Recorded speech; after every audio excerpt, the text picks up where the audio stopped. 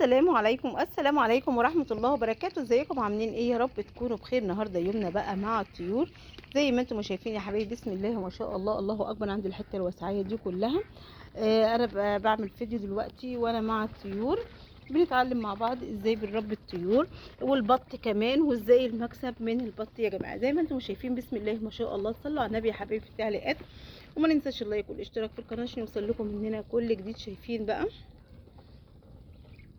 البط بتاعنا يا جماعه. لو انتوا عايزين مثلا بديل العلف يا جماعه، بديل العلف حاجات تاني كتير. ايه هو زي ايه؟ ويبقى برضو هياكل برضو ويدي للبط اوزان. ايه هو بقى اللي بيدي للبط اوزان؟ يعني لو دقيتي شويه عيش وبرضو معاهم شويه علف، يعني ربع كيلو علف مع 2 كيلو عيش وكيلو رده، وابتدى هو ودي شيشه ونص كيلو دي شيشه دوت، تخلطيهم مع بعض هيعمل للبط اوزان. وفي برضو يا جماعه بيتباع بتاع دوت اسمه اللهم صل على النبي، دق الفول. دق الفول جميل جدا، يعني لو كل دق الفول ده بسم الله ما شاء الله كانك بالظبط زققتي، كانك زققتي البطه. وانتوا عارفين يعني ايه تزقيق البط اهو، زي ما انتم شايفين يا حبايبي بسم الله ما شاء الله، الله اكبر. عشان البطه تكبر معاك وتدي اوزان اهو. احنا بحب ان انا اعمل الخلطات دي كلها طبعا بدل ما اكلهم علف صافي، علشان ده بط مسكوفي، والبط المسكوفي دوت لازم ياكل علف علشان يعمل اوزان. فانا بدل ما اكل علف على طول، عشان دول انا عندي كذا واحده بسم الله ما شاء الله، فبعمل ايه؟ فبجيب اللي هو اللي قلت لكم العيش ومع شويه رده مع شويه حاجات كده وباكله، بيعمل معايا اوزان زي ما انتم شايفين اهو بسم الله ما شاء الله.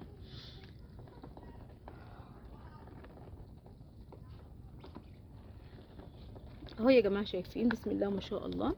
انا كل يوم بعمل فيديو كده وبنقعد مع بعض نتكلم شويه مع البطات.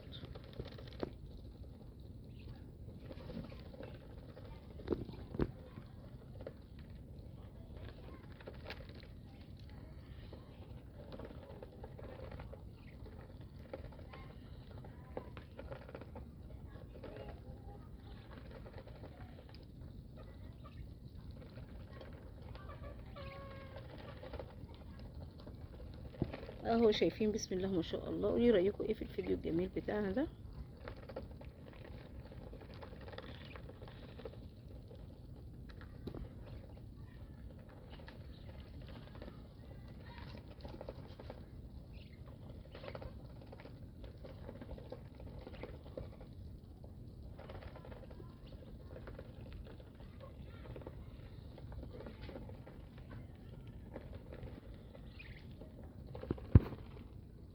اهو يا جماعه شايفين بقى